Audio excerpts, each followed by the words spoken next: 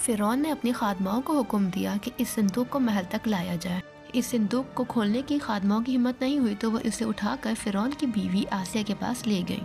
آسیہ حضرت یوسف علیہ السلام کے زمانے کی مسلمان بادشاہ ریان کی پوتی تھی۔ جو ہی اس نے صندوق کا ڈھکن اتارا اور کپڑا ہٹایا تو دیکھا ایک انتہائی خوبصورت بچہ ہے، تو اس کے دل میں بچے کی سخت محبت پیدا ہو گئی۔ جب فرعون آیا اور دیکھا کہ ایک بچہ ہے تو اس نے فوراً قتل کا حکم جاری کر دیا۔ یہ سن کر آسیہ فرعون کی منت سماجت کرنے لگی اور کہا کہ تم اسے چھوڑ دو، اور اس کو ہدیہ مانگنے لگی۔ آسیہ نے فرعون سے کہا کہ یہ میری آنکھوں کی ٹھنڈک ہے اور تیری بھی۔ اس بات کے جواب میں فرعون نے کہا کہ یہ تیری آنکھوں کی ٹھنڈک ہوگا پر میری نہیں، مجھے اس کی کوئی ضرورت نہیں۔ آسیہ نے مزید کہا کہ ہم اس کو اپنا لے پالک بیٹا بنا لیں گے، کیونکہ ان کے ہاں کوئی اولاد نہیں تھی۔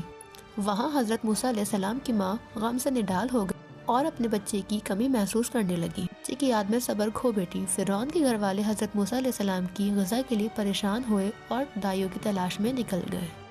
اللہ کی قدرت سے سب اس بچے پر جھکے پڑے رہتے کہ اچانک حضرت موسیٰ کی بہن کی نظر اس بچے پر پڑی۔ انہوں نے اپنی شناخت کو پوشیدہ رکھتے ہوئے فرعون کے گھر والوں سے کہا کہ میں تمہیں ایک ایسی عورت کا نام بتاؤں جہاں اس کا خیال رکھا جائے۔ درباریوں میں ایک بندہ فرعون کی بیوی کے پاس گیا اور اسے حال بتایا، جس پر آسیہ نے حضرت موسیٰ علیہ السلام کی ماں کو بلایا اور پیشکش کہ وہ یہاں رہ کر اس بچے کی پرورش کرے، ہم آپ کی خوب خدمت کریں گے۔ اس پر حضرت موسیٰ کی ماں نے انکار کر دیا کہ میرے شوہر اور بچے پریشان ہو جائیں گے، ہاں ہو سکتے ہیں آپ اسے مجھے دے دیں۔ اس پر آسیہ راضی ہو گئی اور اس نے حضرت موسیٰ کی ماں کا وظیفہ مقرر کر دیا اور دیگر اشیاء کے ساتھ۔ اس طرح ماں بچے سے دوبارہ ملی اور اس کا غم ڈھل گیا، جیسا کہ اللہ نے وعدہ کیا تھا۔ بے شک اللہ اپنے وعدے کا پکا ہے۔